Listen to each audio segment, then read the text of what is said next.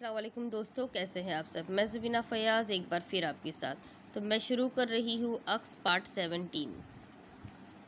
क्या हुआ सज्जाद, यहाँ गाड़ी क्यों रोक दी? ताहिरा जहाँ बेगम ने पूछा। बेगम साहिबा, आप यकीन करें, आपको एक बात का तो पता है कि आज तक आपने मुझे किसी भी जगह भेजा, एक दफ़ा वहाँ पहुँच गया तो दोबारा पूछने की ज़रूरत पेश नहीं आती। मुझे हर जगह अच्छी तरह याद हो जाती है और अब भी मुझे याद है कि यही वो जगह थी जहाँ छोटी बेगम साहिबा मुझे लाई थी, मगर यहाँ से तो कब्रिस्तान ही गायब है। जगह वही है बेगम साहिबा, कसम खाकर कह रहा हूँ। देखिए, मैं आपको ये दिखाऊं, जिस जगह वो कब्र थी वहाँ जाता हूँ। वो ऊंची कब्र थी, लेकिन अब उसका नामो निशान तक नहीं है। सज्जाद आगे बढ़कर एक जगह जाकर खड़ा हुआ। बाबर शाह भी नीचे उतर आए थे और इनके उतरने के साथ साथ ही ताहिरा जहां और दीदार खाला भी, दोनों के जिस्मों में हल्की हल्की कपकपाहट थी और सज्जाद के पास पहुंच गए थे। सज्जाद ने कहा, कसम से साहब जी, बिल्कुल यही जगह थी, बिल्कुल यही। हटो यहाँ से, हट जाओ। आप लोग रुख बदल कर खड़े हो जाए, मेरी तरफ ना देखें जब तक मैं आपको आवाज़ ना दूं, बाबर शाह ने कहा। और जो जगह सज्जाद ने उन्हें बताई थी वो वहां बैठ गए। बैठकर कुछ देर तक वो कुछ पढ़ते रहे, फिर उसके बाद अपनी जगह से उठे, करीब से एक पत्थर उठाया और इस जगह एक दायरा बना दिया। फिर वो सज्जाद से बोले, हाँ ड्राइवर, तो यही वो जगह थी शाहजी, इसके अलावा और कुछ नहीं कह सकता। इधर देखो ज़रा। बाबर शाह ने एक तरफ इशारा किया। सज्जाद की निगाहें उस तरफ उठ गई। ये वो नीम का दरख्त था जहाँ से सज्जाद ने इसके पत्ते तोड़कर गाड़ी की डिग्गी में रखे थे। सज्जाद एकदम उछल पड़ा। जी शाह जी, कसम ईमान की, यही वो पेड़ है जहाँ से मैंने नीम के पत्ते तोड़कर गाड़ी की डिग्गी में रखा था।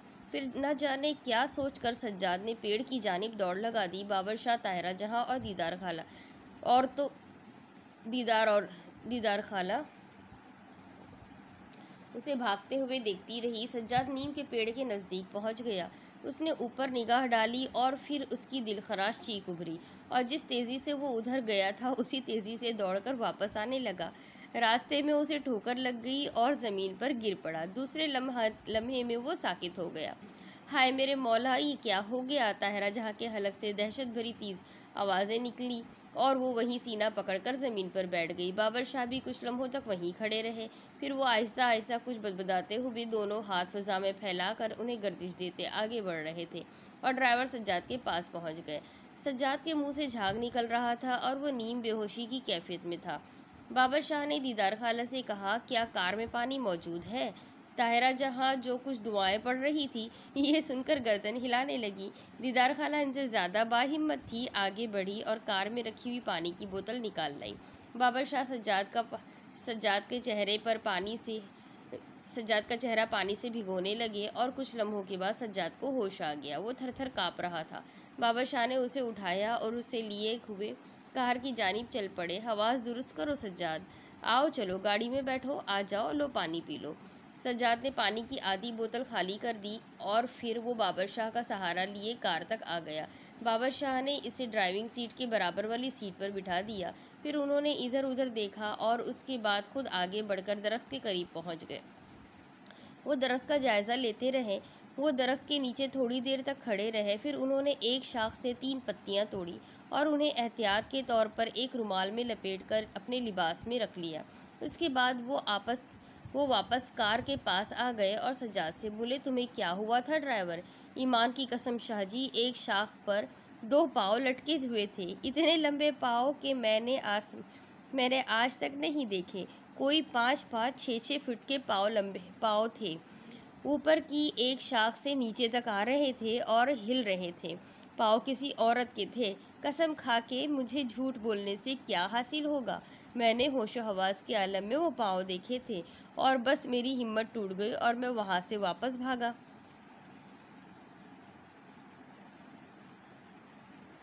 औरतों की कपकपाहट में मजीद इजाफा हो गया था। वो वहशत भरी आंखों से इस पुरस्रार दरख्त को देख रही थी और शाहजी की निगाहें इधर उधर भटक रही थी। दफतन ही वो चौंक पड़े। उन्होंने देखा कि एक नौजवान औरत देहाती लिबास पहने हुए छम छम करती एक तरफ जा रही है। फासला बहुत ज़्यादा नहीं था। उसने मामूली से कपड़े पहने हुए थे और एक टोकरा उठाया हुआ था जिसमें शायद सब्जियां रखी थी। अचानक ही बाबर शाह ने चीख कर कहा, ए लड़की, रुको ज़रा। जाती हुई औरत रुक गई, लेकिन उसने रुख नहीं बदला था। कोई आएगा मेरे साथ? सज्जाद, तुम्हारी क्या हालत है? सरकार, मैं तो मेरे तो हाथ पांव जवाब दे गए हैं। लड़की अपनी जगह रुकी खड़ी थी। बाबर शाह तेजी से आगे बढ़े तो लड़की ने एकदम भागना शुरू कर दिया। अरे रुक जाओ, तुमसे कुछ पूछना चाहता हूँ, रुक जाओ, मुझे बताओ यहाँ कब्रिस्तान किधर है? लड़की, मैं तुम्हें कोई नुकसान नहीं पहुँचाऊँगा, रुक जाओ, रुक जाओ। बाबर शाह की आवाज़ें गूंजती रही, लेकिन लड़की की रफ्तार तेज़ से तेज़ होती रही। ऐसा लग रहा था जैसे वो किसी मशीनी अमल के तहत दौड़ रही हो। फिर देखते ही देखते वो एकदम निगाहों से ओझल हो गई। बाबर शाह ऐन इस जगह रुके जहाँ कुछ लम्हे पहले ये लड़की खड़ी थी। अब वो दूर दूर तक आंखें फाड़ रहे थे, लेकिन लड़की का नामो निशान नहीं था। ऐसा लगता था जैसे वो फिज़ा में परवास कर गई हो या ज़मीन की गहराइयों में दाखिल हो गई हो। बाबर शाह कुछ लम्हे तक सोचते रहे। फिर उन्होंने इधर उधर देखकर ज़मीन से एक पत्थर उठाया और उस जगह दायरा बनाने लगे जहां उन्होंने लड़की को खड़े हुए देखा था। ये दायरा बनाकर वो वहां कुछ देर खड़े पड़ते रहे और उसके बाद वो वहां से पलट गए। दीदार खाला और ताहिरा जहाँ की सिट्टी बिट्टी गुम थी। दीदार खाला ने वहशत के आलम में कहा, मेरे मालिक, आज तो कलेजा हिलकर रह गया है। अरे सज्जाद भैया, अपने आप को संभालो, गाड़ी कौन चलाएगा? लेकिन सज्जाद इस काबिल नहीं हो रहा था कि गाड़ी चला सके। बाबर शाह कार के करीब आ गए। कहाँ गई वो? दीदार खाला ने पूछा, लेकिन शाहजी ने कोई जवाब नहीं दिया था। वो कार की ड्राइविंग सीट पर बैठे और फिर उन्होंने कार स्टार्ट करके इसे रिवर्स करना शुरू कर दिया और फिर इसे वापस लेकर उसी कच्चे रास्ते पर चल पड़े जिधर से वो लोग आए थे। बस फितरत की बात है, अजीज़ा बेगम को फरखंदा से सख्त बैर था। बड़ी चाहत से शादी करके लाई थी। काफ़ी दिन बड़े चाव चौंचले किए थे, लेकिन जब मकबूल अहमद फरखंदा के साथ साथ रहने लगा, हर मसले में वो फरखंदा की दिलजोई करता। खाने की मेज़ पर खाने की अच्छी अच्छी डिशें बीवी की जानिब बढ़ाता और ज़िद करता था कि वो इन्हें खाए। बाज़ार से शॉपिंग भी होती थी, सैर व तफरीह भी की जाती थी और फरखंदा में इन तमाम बातों से जो निखार पैदा होने लगा, बस यही जलन अजीज़ा बेगम को खा गई। उन्हें यूँ लगा जैसे इनके हुकूक छीनते जा रहे हो। बेटे को बड़ी चाहत से पाला था, लेकिन अब इस तरह वो किसी दूसरे के हाथ लग जाए, ये उन्हें गवारा नहीं था। यहीं से फरखंदा से दुश्मनी की बुनियाद पड़ गई। वो मकबूल अहमद को कुछ कहती तो वो बहुत कम इस पर तवज्जो देता था, लेकिन फरखंदा के मुंह से निकली हुई हर बात जैसे इसके लिए पत्थर की लकीर बन जाती। अजीज़ा बेगम को ये कहा गवारा था। बस जोड़ तोड़ शुरू कर दिए। पहले तो शिकवे शिकायतों से बेटे का दिल बीवी की तरफ से हटाने की कोशिश करती रही। जब इसमें मुकम्मल नाकामी हुई तो शौहर से रुजू किया, लेकिन एहसान अहमद साफ़ सुथरी तबीयत के इंसान थे। कुछ बातों पर मकबूल अहमद को समझाया और उसके बाद नॉर्मल हो गए, मगर अजीज़ा बेगम के सीने पर अब हर बात पर सांप लौटते थे। फिर दीदार खाला मुसैयर हो तो जो कुछ ना हो जाए कम है। नतीजे में ये सारा खेल चल रहा था। शौहर की आमदनी अच्छी खासी थी, चुनांचा बाबर शाह की ख्वाहिशें भी पूरी हो रही थी। लेकिन जब से बाबर शाह के यहाँ से वापस आई थी, नीलम पर जब भी निगाह पड़ती कलेजा कलसने लगता था। वो तो बस दीदार खाला ने सही मशवरा दिया था कि अगर पानी वाली बात खुली तो ये बात एहसान अहमद साहब को पता चल जाएगी और उसके बाद क्या हालत होगी वो तो खुदा ही जाने। इसे निकाल भी सकती थी। ये फैसला कर लिया था कि निकालेगी तो ज़रूर, लेकिन ज़रा इसके सही तरीके से ठुकाई करके। पानी वाला मामला अलबत्ता उन्होंने हल कर दिया था और पुरानी बोतल की जगह नई बोतल पहुंच गई थी, जिसका नीलम को पता नहीं चला था। नीलम से उन्होंने बड़े सब्र के साथ यही पूछा था कि नीलम, मकबूल अहमद को पानी दे रही हो? जी बेगम साहिबा, बराबर। फिर इस दिन तज़ीन फरखंदा से मिलने आई। ये बात तो अब इन्हें अच्छी तरह मालूम हो चुकी थी कि तज़ीन ताहिरा जहाँ की बहू है और ताहिरा जहाँ बड़ी हैसियत की हामिल थी। इसके साथ कोई बदसलूकी तो कर नहीं सकती थी।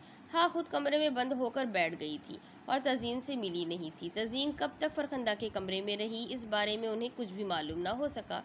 हाँ, जब उसकी कार चली गई तब वो अपने कमरे से बाहर निकली तो एक और ताज़ियाना मंजर इनकी नज़र के सामने था। फरखंदा ने बाहर जाने वाला लिबास पहना हुआ था और मकबूल उसे अपने साथ ले जाने के लिए तैयार खड़ा था। बहू बेटे से कुछ भी नहीं कह सकी, वापस कमरे में चली गई और अंगारों पर लौटने लगी। एक बार फिर नीलम जहन में आ गई और इनका कलेजा फटकने लगा। जब तक ईमानदारी से मकबूल को पानी पिला रही थी, उस वक्त तक सब कुछ ठीक था। मकबूल बिल्कुल सही जा रहा था, लेकिन जब से उसने इनके साथ गद्दारी की थी और वो पानी एहसान अहमद को पिला दिया था, उस वक्त से सारा खेल बदल गया था। ना सिर्फ खेल बदल गया था, बल्कि एहसान अहमद के हाथों इनकी जो बेइज्जती हुई थी वो इनके लिए नाकाबिले बर्दाश्त थी। और फिर बाबर शाह ने जो कुछ बताया था वो सनसनीखेज था। पानी की वो बोतल जिसे उन्होंने तब्दील कर दिया था, इनके कमरे में ही महफूज थी और उन्होंने इसे एक अलमारी में लॉक कर दिया था। न जाने क्या दिल में ख्याल आया, पानी का गिलास लेकर आई और बोतल का सारा पानी इस गिलास में उंडेल दिया और गिलास एक तरफ रख दिया। नीलम को बुलाया तो नीलम पहुंच गई। उन्होंने नफरत भरी निगाहों से उसे देखा और बोली, दरवाज़ा बंद कर दे नीलम, आज तुझसे कुछ ख़ास बातें करनी है। जी बेगम साहिबा। नीलम ने पलटकर दरवाज़ा बंद कर दिया, फिर उनके सामने पहुंच गई। ले, ये पानी पी ले। अजीज़ा बेगम ने पानी से भरा हुआ गिलास नीलम की जानिब बढ़ा दिया तो नीलम ने सवालिया निगाहों से उन्हें देखा। जहर नहीं है इसमें, पी ले, मैं कह रही हूँ ना, पी ले ये पानी। आप जहर भी पिलाएंगी बेगम साहिबा तो मैं पी लूँगी, लाइए, नीलम ने कहा और सारा गिलास एक ही सांस में खाली कर गई। अजीज़ा बेगम के होठों पर मुस्कुराहट फैल गई। हाँ, अब तू अपनी औकात बता, क्या मिला तुझे वो पानी एहसान अहमद को पिलाने के बदले में? जवाब दे मुझे कमीनी। नीलम मुस्कुरा दी। वैसे बाबर शाह जी है बड़े कमाल के, बेटे ने पिया तो बीवी का दुश्मन हो गया, शौहर ने पिया पानी तो बीवी का दुश्मन हो गया। कोई पहुँचे हुए बुजुर्ग लगते हैं बाबर शाह। कमीनी, कितनी ढट्टाई और बेहयाई से अपने जुर्म का एतराफ़ कर रही है। तेरा तो मैं मुंह चोंडा काट दूंगी। अजीज़ा बेगम आपे से बाहर हो गई। उन्होंने चप्पल उठाई और नीलम की जानिब लपकी। उन्होंने नीलम पर चप्पल का भरपूर वार किया था, लेकिन नीलम झुक गई और अपनी जगह से हट गई। बेगम साहिबा झोंक में 2-3 कदम आगे बढ़ी और नीलम ने पीछे से एक लात उनकी कमर पर रसीद कर दी और वो धप से औंधे मुँह जा पड़ी। फिर नीलम ने वो चप्पल इनके हाथ से लेकर इन्हीं पर तबीयत आजमाई शुरू कर दी। 10-12 चप्पलें बेगम साहिबा के लगी तो उन्होंने चीखम दहाड़ मचा दी और हाई हुई करने लग गई। बड़ी मुश्किल से वो खड़ी हुई तो नीलम ने 3-4 चप्पलें और उन पर जड़ दी। अजीज़ा बेगम के मुंह से आवाज़ निकल रही थी। एक नीच मुलाजिमा इनकी पिटाई कर रही थी और वो अपनी जगह से उठी और दरवाजे की जानिब लपकी। दरवाज़ा खोलने में इन्हें कोई वक्त नहीं हुआ था। जैसे ही दरवाज़ा खोलकर बाहर छलांग लगाई, एक मरतबा फिर से औंधे मुँह गिर पड़ी। सामने ही एहसान अहमद नज़र आ रहे थे, जिन्होंने उन्हें आंखें फाड़ फाड़ कर देखा और फिर जल्दी से उन्हें उठाने के लिए आगे बढ़े। उन्होंने सहारा देकर उठाया। इतनी देर में फरखंदा और मकबूल अहमद भी आ गए। वो जहाँ गए थे वहाँ से उनकी फ़ौरन ही वापसी हो गई थी। सबसे हैरान निगाहों से अजीज़ा बेगम को देख रहे थे और अजीज़ा बेगम ने दहाड़े मार मार कर रोना शुरू कर दिया। ये सब कुछ खिलाफ़े तौक़ा हुआ था। नीलम अभी कमरे के अंदर ही थी, वो बाहर नहीं निकली थी। एहसान अहमद ने उन्हें सहारा दिया और हैरत से बोले, क्या बात है, ये क्या हुलिया बनाया हुआ है? अंदर देखो। अरे ये सब तुम्हारा ही किया धरा है। मुलाजमों के सामने मेरी बेइज्जती करके मेरी इज्जत 2 कौड़ी की कर रखी है तुमने, और आज इस हरामखोर ने मेरे ऊपर चप्पल उठा ली। अरे मेरा भी कोई है। अरे तुम बाप बेटे अगर मुझे जलील करने पर तुले हुए हो तो मेरे भी रिश्ते नातेदार हैं। जा रही हूँ अभी उनके पास, फरियाद करूँगी कि देखो इस उम्र में आकर मेरे साथ क्या सुलूक हो रहा है। आप बताइए तो सही, हुआ क्या है आपके साथ? नीलम ने चप्पल से मुझे मारा है। कौन? नीलम? मकबूल अहमद हैरत से बोले। हाँ हाँ, तू यही कहेगा, कौन नीलम? अब तो घर के बारे में तुझे कुछ मालूम ही नहीं है। अरे देख अंदर जाकर उस कमीनी को किस तरह से मारा है मुझे। देख मकबूल, कौन है अंदर? नीलम तो मुलाजमा का नाम है ना, देख जाकर। उसी की बात कर रही हूँ मैं, देख ले, जा जा। मकबूल अहमद तेज़ी से कमरे की जानिब बढ़ गया। अब इस कदर भी बेगैरत नहीं हुआ था कि अगर मुलाजमा ने माँ पर हाथ उठाया तो वो इस तरह इसे छोड़ देता। कमरे में दाखिल हुआ, लेकिन कमरे में नीलम का नामो निशान नहीं था। वो चारों तरफ देखने के बाद बाप की तरफ मुतवज्जा हुआ और दरवाजे में खड़े खड़े बोला, यहाँ तो कोई भी नहीं है पापा। बाथरूम में घुस गई होगी डर के मारे, ज़रा पकड़ कर निकाल तो उसे। अरे आज फैसला होकर रहेगा, निकाल मकबूल, उसे बाहर निकाल। मकबूल ने बाथरूम में भी देखा, बाथरूम से कहीं बाहर जाने का रास्ता तो था नहीं। वो बाहर निकल आया। क्या हो गया है मम्मा आपको, उसने कहा। कहाँ है नीलम? वहाँ कोई भी नहीं है। है, ये कमबख्त किधर से निकल कर भाग गई? ज़रा देखो उसे, कहीं घर से ही तो नहीं भाग गई। मकबूल अहमद गुस्से में डूबा हुआ नीलम के क्वार्टर में पहुंचा तो नीलम क्वार्टर में मौजूद थी और बिस्तर पर लेटी हुई थी। दूसरी मुलाजमा उसके पास बैठी थी। नीलम मकबूल अहमद ने उसे आवाज़ दी तो नीलम ने गर्दन घुमाकर उसे देखा और उठने की कोशिश करने लगी। छोटे साहब, इसे शदीद बुखार है, कोई काम हो तो मुझे बताइए। बुखार है? हाँ छोटे साहब, देखे आपकी तरह तप रही है। मैं कह रही थी कि दवा ले ले। चल मैं तुझे डॉक्टर के यहाँ ले चलती हूँ। ये कब से यहाँ लेटी हुई है? 2-3 घंटे तो मुझे हो गए हैं इसके सर पर पानी की पट्टियाँ रखते हुए। मकबूल अहमद हैरानी से इसे देखता रहा और उसके बाद बोला, ठीक है, किसी डॉक्टर के पास ले जाकर इसे दवा दिला दो।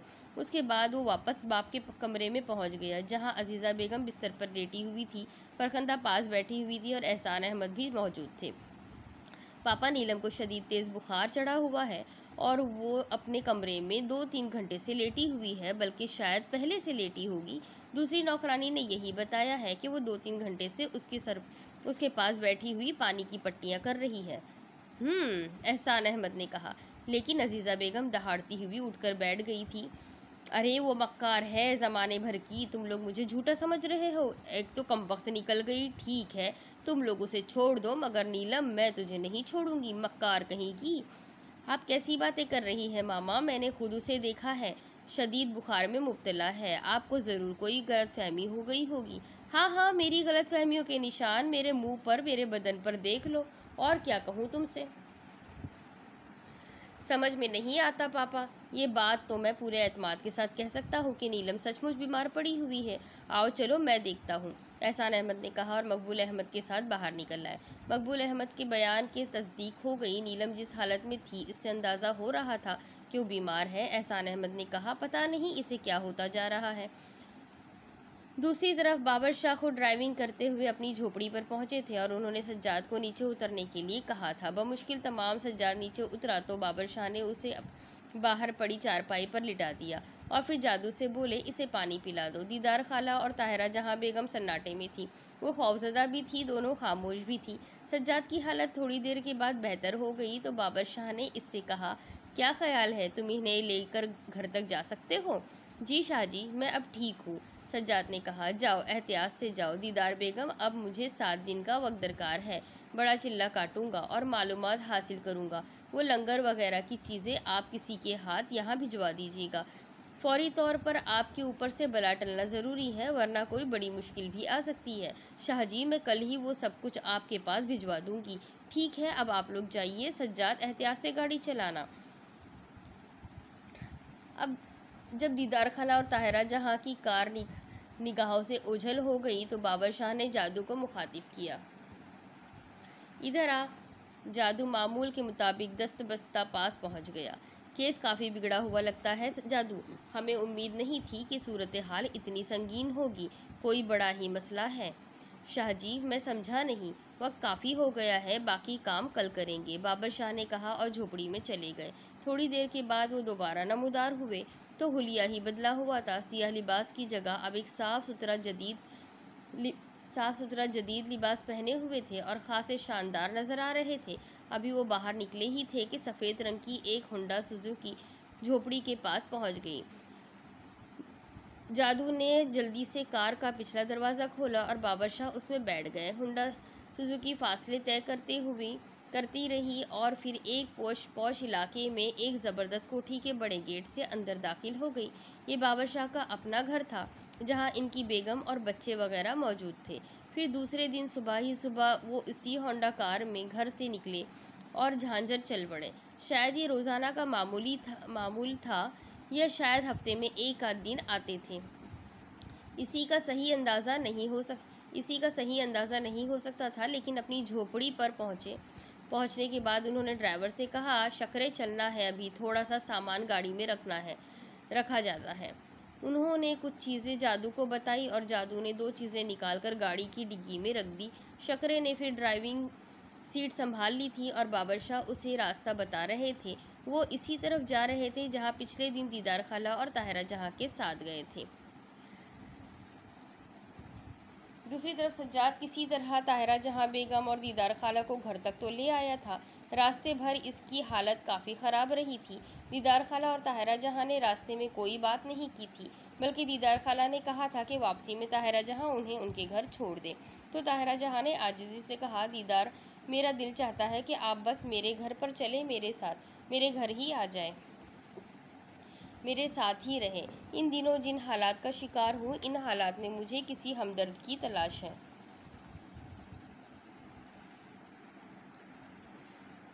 ठीक कहती हो तुम, मगर ताहिरा बहुत मुश्किल है, ये घर देखना पड़ता है पूरा। हाँ, तुम्हारे पास आती जाती रहूँगी। बस दीदार खाला, वक्त बड़ा बिगड़ गया है, अब मेरा तो कसूर भी नहीं है। अगर कोई ये कहे कि मैंने बहू से दुश्मनी की है तो ये इल्ज़ाम होगा मेरे ऊपर।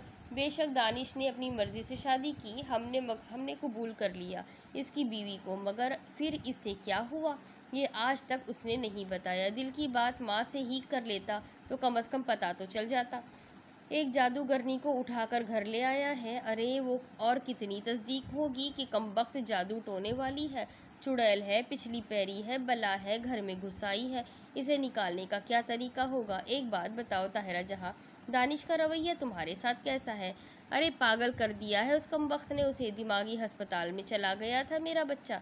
मैं तो सोचती थी कि अल्लाह ना करे कहीं बिल्कुल ही दिमाग ख़राब ना हो जाए, पर अल्लाह ने मेरी दुआ की लाज रख ली। मगर चेहरे से जितना परेशान नज़र आता है, अगर गौर से देखूंगी दीदार खाला, तो तुम्हें भी पता चल जाएगा। लो, गौर से देखने की क्या ज़रूरत है, जो हालात में मेरे सामने है। इधर इख्तियार बैग है कि नाक पर मक्खी नहीं बैठने देते, बहू की तरफ से बड़े मुतमईन है। मैं कहती हूँ कि इनकी आँख पर इस कमीनी ने पट्टी बांध रखी है, कुछ सोचते समझते ही नहीं। मैंने तुमसे एक बात कही थी ताहिरा जहाँ, उस पर तुम गौर करना ज़रूर। कौन सी बात? दूसरी शादी करवा दो दानिश की। अरे इतना तो तुम्हें इख्तियार होगा इस पर। मिर्ज़ा इख्तियार बेग को इस बात पर आमादा कर लो, लड़ जाओ उससे और कहो कि ये शादी तुम करा रही होगी। तुमने इस तरह से तज़ीन का मुकाबला करने का फ़ैसला कर लिया है तो इस काम का आगाज़ भी कर दो। बल्कि मैं तो एक बात कहूँ, ज़रा दानिश को भी छेड़ देना, देखो वो क्या कहता है। ताहिरा जहाँ सोच में डूब गई थी। कार वापस आ गई और सज्जाद लड़खड़ाते कदमों से अपने क्वार्टर की जानिब चला गया। ताहिरा जहाँ दीदार खाला को लेकर अपने कमरे में आ गई थी। इनकी मुलाजमाएँ इनके पास पहुँच गई और इनसे पूछा कि किसी शय की ज़रूरत तो नहीं है। दीदार खाला ने कहा, ठंडा पानी ले आओ और बस चाय बना दो। ताहिरा जहाँ ने कमरे का दरवाज़ा अंदर से बंद कर लिया और बोली, हाँ दीदार खाला, तुम्हारी बातों पर मैं गौर करती हूँ। पहले ज़रा दानिश को टटोल लूँ कि वो क्या कहता है। अगर वो तैयार हो जाए तो मिर्ज़ा बेग को तो मजबूर किया जा सकता है। शादी में कई दिन में गई थी तो तुम्हारी बातें हुई। हाशिम खान और उसकी बीवी तो याद है ना? अरे ख़ानदान वालों को कोई भूलता है भला? ताहिरा जहाँ ने कहा और ख़ुद ही सहम गई। खानदान वालों को तो वो ना जाने कब से भूली बैठी थी। दीदार खाला ने कच्ची गोलियां नहीं खेली थी। इस वक्त किसी किस्म की तंज का मौका नहीं था। चुनांचा बात को आराम से पी गई और कहने लगी, तुम मानो या ना मानो ताहिरा जहाँ, खानदान वाले अब भी तुम्हें अपना ही समझते हैं। उस शादी में तुम्हारा जितना तस्करा हुआ है इतना किसी का नहीं हुआ। तकरीबन सभी ने एक बात कही कि अल्लाह ताहिरा जहाँ को खुश रखे, आखिर हमारी अपनी है, कभी याद करेगी तो ज़रूर उसके पास पहुँच जाएंगे। ये बात सबसे हुई थी और इसी वक्त मेरे जहन में ये एक ख्याल आया था, तुमने नुसरत की बेटी मायरा को तो नहीं देखा होगा? हाँ, कभी गौर नहीं किया, बहुत अरसे से मिले ही कहाँ है ये लोग मुझसे। ताहिरा जहाँ ने कहा, क्या शक्ल सूरत निकाली है, देखने से ताल्लुक़ रखती है। एमए पास कर लिया है, इकलौती बेटी है। भाई मेरा तो दिल रेज गया है उस पर। अगर मेरा कोई बेटा होता तो रिश्ता ज़रूर मांगती। ऐसे सलीके की, ऐसी हंसमुख, ऐसी खिदमत गुजार के पाँव में जूती ला ला कर पहनाए। मुझे तो बड़ी पसंद है वो। तो फिर दानिश के लिए सोचो उसके बारे में। हाशिम खान तैयार हो जाएंगे, ताहिरा जहां ने कहा। बीबी तुम अपना काम करो, मुझे मेरा काम करने दो। तुम बेटे और मियाँ को मनाओ, मैं उधर काम शुरू करती हूँ। हाशिम खान और नुसरत को तैयार करना मेरी जिम्मेदारी होगी। दीदार खाला, अगर ऐसा हो जाए तो मेरी तो नैया पार लग जाएगी। मैं तो बस यही चाहती हूँ कि कोई भी आए, कम से कम मुझे माँ का दर्जा ना सही सास का दर्जा तो दे दे। ऐसी घुल मिलकर प्यार से रहूँगी उसके साथ। वो जो कहते हैं ना कि दूध की जली हूँ, छाछ भी फूक फूक कर पीऊँगी। मुझे पता है, मगर इस कमबख्त से तो पीछा छूटे किसी तरह। तुमने देख लिया बाबर शाह जी को, कितने अच्छे हैं, कुछ ना कुछ करके ही दम लेंगे। वाक़यात तो बड़े खौफनाक हो गए थे। सज्जाद को भी अब हम झूठा नहीं समझ सकते, क्योंकि शाहजी ने तस्दीक कर दी थी। बेशक कब्रिस्तान नहीं मिला, वो कब्र नहीं मिली जिसकी तलाश में गए थे, मगर नीम का वो दरख्त और फिर सज्जाद की बातें। मैं तो यही सोचकर दंग रह जाती हूँ कि आखिर ये बला है क्या। बीबी, तुम्हारा ही दिलो जिगर है कि इस घर के अंदर, इसके घर में होते हुए इतनी पुरसुकून नज़र आ रही हो, वरना कोई और होता तो उसका कलेजा ही फट जाता। बस दीदार खाला, बेटे के लिए जी रही हूँ। अगर वो मेरी गर्दन भी दबा दे तो उफ़ नहीं करूँगी। अल्लाह मेरे बेटे को सलामत रखे, उसे सुकून दे। आमीन, दीदार खाला ने कहा। तो फिर बोली, अच्छा अब मुझे घर भिजवा दो। हाँ, ड्राइवर महफूज के ज़रिए भिजवा दूंगी। अभी ज़रा रशीदा से मालूमात कराती हूँ। ताहिरा जहां ने उठकर दरवाज़ा खोला और रशीदा को आवाज़ दी। रशीदा आई तो उन्होंने कहा, ड्राइवर महफूज के बारे में मालूम करें। हाँ जी, वो सज्जाद की हालत ख़राब हो गई थी, ज़रा महफूज वहाँ बैठा हुआ है, इससे कहो गाड़ी निकाल ले, दीदार खाला को उनके घर छोड़ता जाए। दीदार खाला अपना नाम सुनकर बाहर निकल आई थी। रशीदा महफूज को इतला करने चली गई थी और दीदार खाला दरवाजे पर खड़े हुए इधर उधर देखने लगी। उसी वक्त उन्होंने दूर से तज़ीन को देखा, जो उन्हीं की तरफ आ रही थी, और उसके चेहरे पर अजीब से तासुरात थे। इलाही खैर, जल तू जलाल तू, ये मिट्टी मारी इधर क्यों आ रही है। दीदार खाला के मुंह से निकला तो ताहिरा जहां भी इस तरफ मुतवज्जा हो गई। उन्होंने भी तज़ीन को इस तरफ आते हुए देख लिया था। तज़ीन अपने कमरे के दरवाजे से आगे आ गई थी, वरना ये सोचा जाता कि वो अपने कमरे की तरफ आ रही है। तज़ीन पथरीले नकोश चेहरे पर सजाए इनके पास आकर रुक गई। दीदार खाला की तो हालत खैर जो हुई वो अलग ही बात थी, लेकिन तज़ीन के इस तरह आकर रुक जाने से ताहिरा जहां बेगम भी हरासा हो गई थी। तज़ीन चंद लम्हे दीदार खाला को घूरती रही और फिर एकदम हंस पड़ी। उसके बाद वापसी के लिए मुड़ी और अपने कमरे की जानिब चल पड़ी। दीदार खाला का कलेजा दहाड़ दहाड़ कर रहा था। मरियल से लहजे में बोली, ताहिरा कुछ करो, कुछ देर और रुक जाऊं।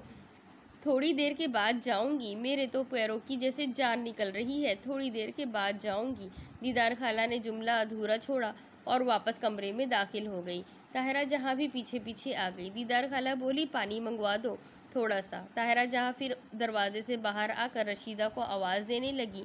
रशीदा इनकी ज़ोरदार आवाज़ें सुनकर वापस आ गई और बोली, महफूज को बोल दिया है जी, वो कहता है कि 5 मिनट में तैयार होता है। रशीदा पानी लाओ, ताहिरा जहां ने कहा, और रशीदा पानी लेने वापस दौड़ गई। ताहिरा जहां अंदर आ गई थी। दीदार खाला का हलक खुश्क हो रहा था। जब तक रशीदा पानी ले आई वो खामोश रही। पानी का गिलास पूरा का पूरा चढ़ा लिया। रशीदा जब गिलास लेकर चली गई तो दीदार खाला ने आंखें बंद करके गर्दन झटकते हुए कहा, ताहिरा दाद देती हूँ तुम्हें, ये क्या ले आई तुम अपने घर में, क्या बनेगा तुम्हारा। ताहिरा, अल्लाह लगती कह रही हूँ, मुझे लक्षण कुछ अच्छे नज़र नहीं आ रहे। मैंने गौर से इसके पैरों को भी देखा था, वो पिछल पैरी तो नहीं लगती, मगर पूरी डायन है डायन। अरे तुमने उसकी आंखें देखी, किस तरह मुझे घूर रही थी, और फिर ये कमबख्त हंसी। ताहिरा जहाँ खुद भी बैठ गई थी, उन्होंने कहा, दीदार खाला, मुझे दिन रात मुश्किलें झेलनी पड़ रही है। अब है कौन तुम्हारे सिवा जिसे बताऊँ। मैंने तुम्हें ख़जाने के बारे में बताया था। मैं पूछ बैठी थी इससे कि जिस ख़जाने के बारे में तूने दानिश को बताया है और अपने जाल में फंसाया है, वो ख़जाना है कहाँ। सिर्फ फ़रेब ही दिया था तूने उसे, तो वो मुझे साथ लेकर चल पड़ी। अरे मेरा घर, सारी ज़िंदगी इसके ईंट ईंट से वाकिफ़ थी। मुझे मेरे ही घर में एक कमरे में ले गई और फिर तहखाना दिखाया। मेरे लिए बिल्कुल अजनबी जगह थी। फिर वहाँ मैंने जो कुछ देखा, तुम्हें अगर दिखा दूँ तो तुम बेहोश हो जाओ। क्या देखा, दीदार खाला ने कहा। खजाने के अंबार, सोना चांदी, नोट जेवर, अरे क्या नहीं है। मैं तो समझती हूँ अरबों रुपए की मालिक है ये। तो फिर बस क्या, मैंने इख्तियार बेग को बताया। इख्तियार बेग मुझे पागल समझते हैं। खुद गए और मेरे साथ कमरे में जाकर तहखाने में जाने का रास्ता टटोला, मगर कुछ ना मिला। भैया मुझे तो पता नहीं दाल में क्या क्या नज़र आ रहा है, काला पीला नीला सफ़ेद, कहीं ऐसा तो नहीं है। मेरी बात का बुरा मत मानना ताहिरा जहाँ, कि कहीं इख्तियार बेग भी तो इससे मिले हुए नहीं।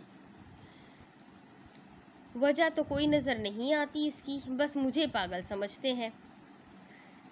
इसके आगे इस स्टोरी में और क्या बाकी है, अब दीदार खाला के साथ तज़ीन क्या करेगी, ये सब कुछ जानने के लिए मेरे साथ बने रहिए। हम अगली किस्त में फिर मिलते हैं।